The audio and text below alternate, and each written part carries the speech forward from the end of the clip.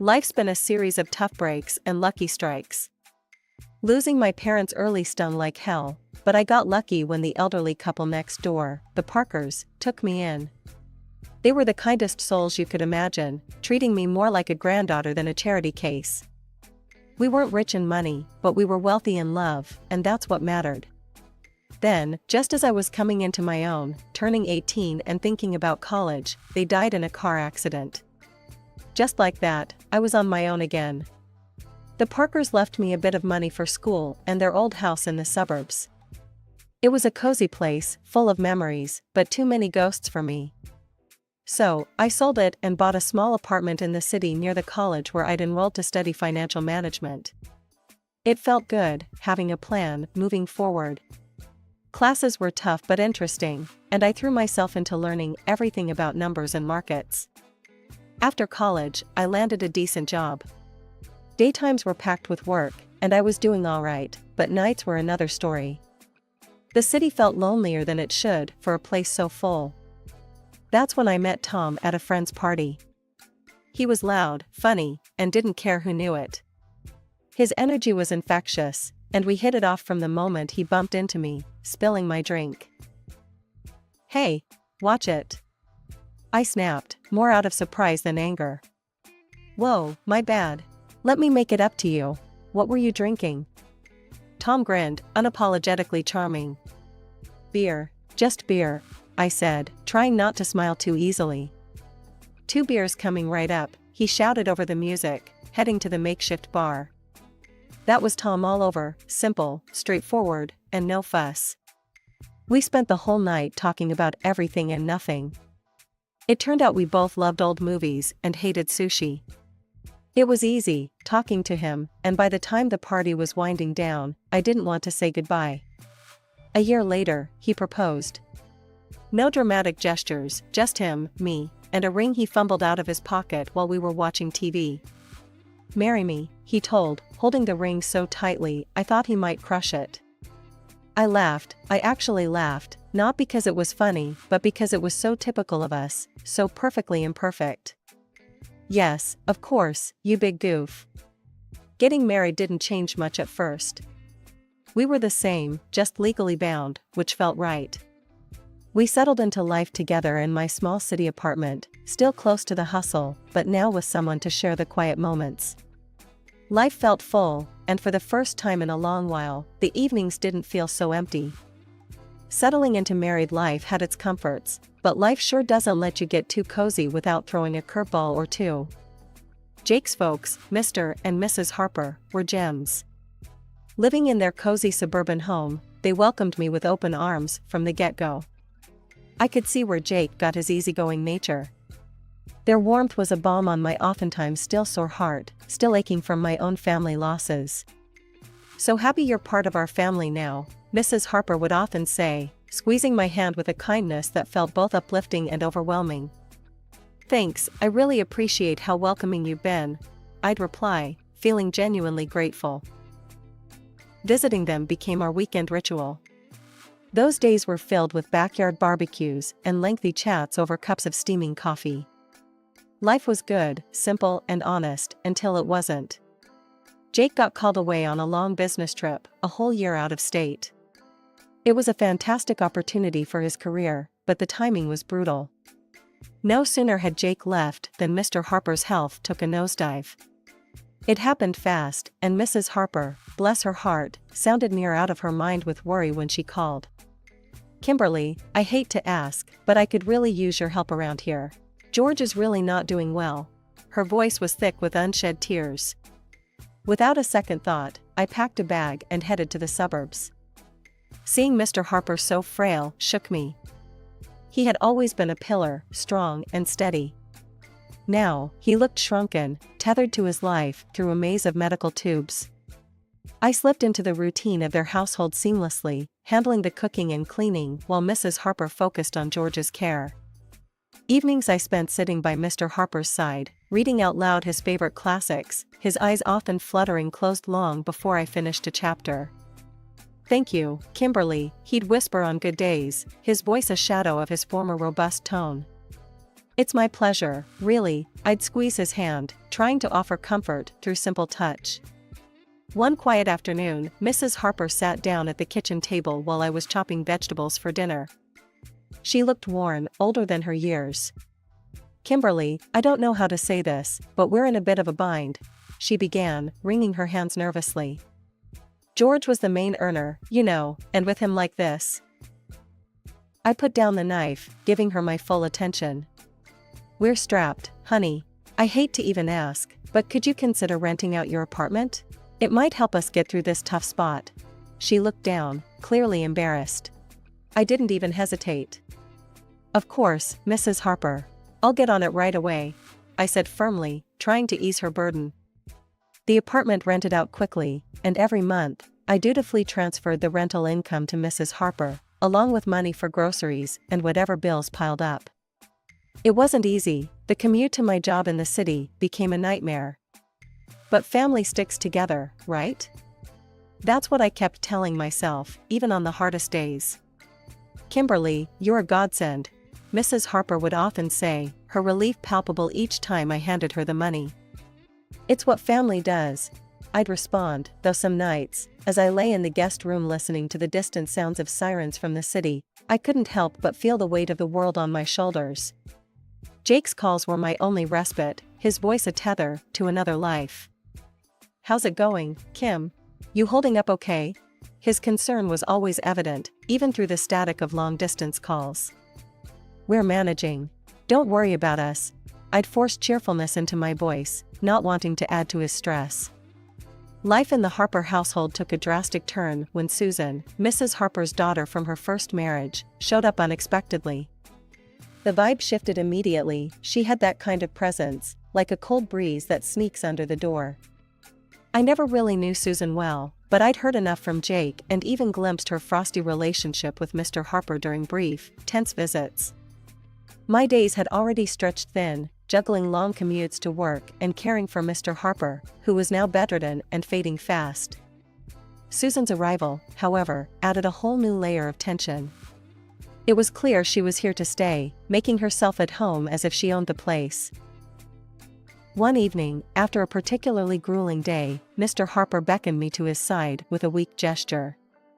His voice was a hoarse whisper, strained and urgent. "Kimberly, you need to watch out for Susan. She's a very bad person." I leaned closer, the gravity in his tone pulling a knot tight in my stomach. "I understand, Mr. Harper.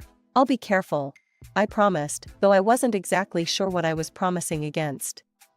True to Mr. Harper's warning, Susan wasted no time establishing her new regime. The first sign was when I found her in the kitchen one morning, her presence like a storm cloud over the breakfast nook. "Just so we're clear, I'm not here to play housemaid or chef for anyone," she declared, her tone sharp as she sipped her coffee, eyeing me like I was an intruder in her mother's kitchen.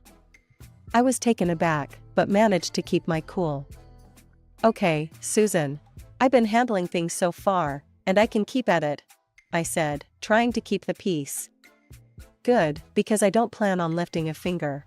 This is Mom's house, after all." She snapped back, her eyes daring me to challenge her. From that day on, Susan made sure her presence was felt and not in a good way.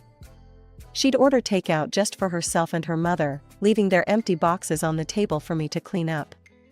Her disdain wasn't subtle, and it stung, but I swallowed the bitterness, because Mr. Harper needed peace. "Kimberly, why don't you sit and eat with us tonight?" Mrs. Harper asked one evening, a rare moment of old warmth in her voice. Before I could respond, Susan cut in sharply. "Mom, Kimberly's been busy all day, she probably prefers eating later." Her words were coated with fake concern, but the message was clear: I wasn't welcome. The days grew heavier, my chores doubling as Susan's entitlement filled every corner of the house. I'd hear her late at night, whispering with her mother, turning her against me with poison words. Mrs. Harper, once so kind and understanding, started to change too, her looks colder, her thank yous fewer. A couple of weeks later, Mr. Harper was gone. The funeral was a solemn affair, with Jake flying in just in time to say his goodbyes. It was the first time in months we were together, and the relief of having him by my side was palpable. Yet, amidst the morning, I noticed the air had shifted significantly at the Harper residence. Susan was on her best behavior, treating everyone with a forced politeness. "How's everything been while I've been gone?" Jake asked me quietly during a brief moment we had alone after the service. "Fine, everything's been fine," I lied, forcing a smile. I didn't want to burden him further, his grief was enough to handle. "You sure? You look a bit worn out," he pressed, his brow furrowed with concern. "It's just been busy, you know, helping out around here," I reassured him, avoiding his gaze. It wasn't the time to delve into the mess that was brewing beneath the surface. As soon as Jake left, Susan dropped her act. The mask of the dutiful sister was gone, replaced by the sneering, dismissive attitude I'd grown accustomed to. The dynamic in the house shifted drastically. Mrs. Harper, perhaps in her own throbbing grief, became distant and cold towards me. Commands replaced conversations, and I felt more like an intruder than a family member. Susan took over the household like she was the lady of the manor. Her reign was marked by disregard for anyone's feelings but her own. She started barging into my room without knocking, rummaging through my things as though she was searching for buried treasure. One afternoon, I was out in the garden trying to find some peace, when I stumbled upon a box lying among the shrubs. Curiosity piqued, I opened it, only to find my watches, jewelry, and even some underwear. My heart sank. Nearby, draped carelessly over a bush, were several of my dresses. Fury bubbled up inside me as I gathered my belongings. Clutching the box, I stormed inside, finding Susan in the living room, lounging like she owned the place. "What the hell, Susan?" I demanded, my voice shaking with rage. "You can't just throw my stuff out." Susan laughed, a cold, harsh sound that echoed mockingly around the room. "Live here? Please, you're just a guest, and not a welcome one. You should be out in the garden, or better yet, on the street. You're nothing but a rootless beggar anyway."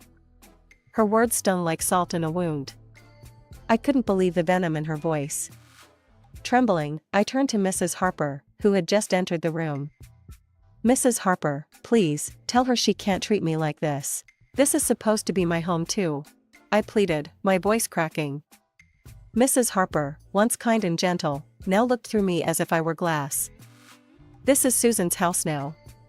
"She's right, Kimberly. Maybe it's time you found somewhere else to live."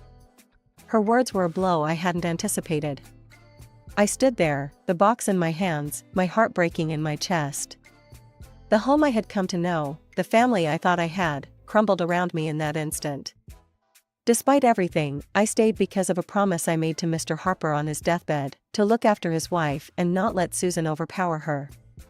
But day by day, Mrs. Harper seemed to adopt Susan's cruel traits, her words turning sharp, her eyes cold. "You're just sitting on your hands here, aren't you?" Mrs. Harper snapped one evening as I cleaned up after dinner, her voice dripping with disdain. "I'm doing my best to keep things running smoothly," I replied, trying to keep my voice steady despite the hurt her words caused. "Best? Could have fooled me. Seems like you're just freeloading," she scoffed, turning her back to me as she left the room. Her words stung. I was far from a freeloader. I had rented out my apartment and transferred nearly all that income to Mrs. Harper, on top of handling most of the housework, while Susan did nothing but criticize. Susan, living off her mother's pension, was relentless. "Really, what did my brother even see in you?" she would taunt me nightly, her voice loud enough to carry through the thin walls. I'd bite my tongue, swallow the anger and frustration, and remind myself of the promise I made. But the atmosphere was suffocating, the house a minefield of hostility. One evening, coming home early from work, my world tilted on its axis. I walked in to hear Susan and Mrs. Harper in the middle of a heated discussion in the living room, not noticing my arrival. "We need to get her to sell that apartment of hers. You know how much we could use that money," Susan was saying, her tone greedy and calculating. "Yes, but how do we convince her? Kimberly's no fool, she won't just hand it over," Mrs. Harper replied, her voice a mix of frustration and greed. "Leave it to me, Mom. I'll sweet-talk her into it. Once she signs it over, we can finally live the way we deserve." Susan's words slithered through the air like a snake. Hearing them plot to strip me of my only financial security was a cold splash of reality. Fear gripped me. I couldn't stay, not anymore. My heart pounding, I slipped away to my room unnoticed. They were planning to rob me of everything. The decision was made right then, there was no staying after this. I hurriedly packed my essentials, my hands shaking. Every second in that house now felt like a countdown to disaster. I didn't bother with goodbyes, they didn't deserve them. Slipping out the back door, I ordered a taxi to the station. Sitting on the train to Jake's state, doubts swirled in my mind. Would Jake understand? Would he take their side? The uncertainty was crushing, but the fear of what might happen if I stayed was worse. I stared out the window, watching the landscape blur by, a mix of fear and resolve settling in my chest. When I arrived at Jake's place, his reaction was a cocktail of shock, relief, and a swirl of questions. His eyes widened as he opened the door to find me standing there, bag in hand, looking probably as frazzled as I felt. "Kimberly? What are you doing here? Is everything okay?" he asked, stepping aside to let me in. I hesitated, taking in the familiar, comforting sight of his temporary home. "No, Jake, everything's not okay. Not at all," I replied, my voice catching a bit. He led me to the couch, his expression now lined with worry. "Talk to me, babe. What happened?" I told him everything, starting from Susan's return, the worsening conditions at home, the financial manipulations, and the final straw, the plot to make me sell my apartment. I hadn't wanted to worry him before, didn't want to add to his stress while he was away working. Jake's face darkened with each word I spoke. By the time I finished, his fists were clenched, his jaw set hard. "Why didn't you tell me any of this before?" he asked, his voice a mix of anger and concern. "I didn't want to cause more trouble. I thought I could handle it," I admitted, feeling foolish now. "Kimberly, damn it, you shouldn't have to handle anything like that alone," he exploded, standing up to pace the room. "I can't believe my mom and Susan would treat you this way." He stopped and looked at me, his eyes intense. "I'm not letting anyone treat my wife like that. No way," he declared, pulling out his phone. I watched, heart pounding, as he dialed his mother. The phone barely rang twice before she picked up. I couldn't hear her words, but the stiffness in Jake's shoulders told me enough. "Mom, this has to stop. I know about everything, and I won't tolerate it. If Susan doesn't leave, and if you don't start treating Kimberly with respect, you can forget about us helping out anymore. No more money, no more nothing." Jake's voice was steel, not giving room for any argument. There was a brief, fiery exchange, then silence. Jake's hand tightened around the phone. "Fine, if that's your choice, then you've made mine," he said finally, and hung up. He turned to look at me, his expression softening. "Looks like it's just us now, babe. That's all we need," he said, coming over to wrap me in his arms. I leaned into him, the safety of his embrace fortifying me against the whirlwind of emotions. "Just us," I murmured, feeling the truth of his words. We were on our own now, but somehow, that felt okay. Jake and I talked long into the night. We discussed practical things like my remote work arrangements and our financial plans without the extra drain of supporting his mother and Susan. It felt like we were laying the foundations for a new chapter, just the two of us. "Whatever happens, we're in this together. You and me against the world, right?" Jake said with a determined grin. "Right," I smiled back, feeling more confident with him by my side. Against the world. The next few days were a whirlwind of activity. I contacted my job to arrange remote work, which thankfully, they agreed to. Jake helped me move my things from storage and set up a home office in the corner of his living room. It wasn't perfect, but it was ours, and it was peaceful. A week into our newfound peace, I was jolted by a call that almost felt like a ghost from a past life. It was Mrs. Harper. Her voice, once sweet to me, now dripped with a mix of desperation and audacity. "Kimberly, why haven't I received the money for this month? You know we depend on it," she demanded right off the bat. I was stunned silent for a moment, her nerve unbelievable. "I'm sorry, but after everything, you really expect me to continue supporting you?" I asked, my tone more incredulous than angry. In the background, I could hear Susan's voice, shrill and angry. She's just an ungrateful girl, Mom. Make her transfer the money. Taking a deep breath to calm my rising anger, I remembered the venomous words they had thrown at me, words that stung deep. Mrs. Harper, Susan called me a rootless beggar, remember? I'm not sending money to people who treat me like trash. I'm done. There was a pause on the other end, and I could almost picture Mrs. Harper's shocked face. But we're family, she finally said, her voice a mixture of anger and pleading. No, family doesn't treat each other that way. Goodbye, Mrs. Harper, I said firmly and hung up before she could respond. The call shook me, but Jake was right there, his support unwavering. You did the right thing, Kimberly. It's time they learn to stand on their own, he reassured me, wrapping an arm around my shoulders. Not long after settling back into our hometown, another surprise came our way. I was pregnant. The news brought a joy we hadn't expected, and suddenly, the future seemed filled with possibilities. We decided it was time to sell my apartment and buy a small house in the suburbs, a place near a good school where our child could grow up. As we were planning our move, another call came, and again from Mrs. Harper. Her tone was different this time, desperate, almost pitiful. Kimberly, I've made a mistake.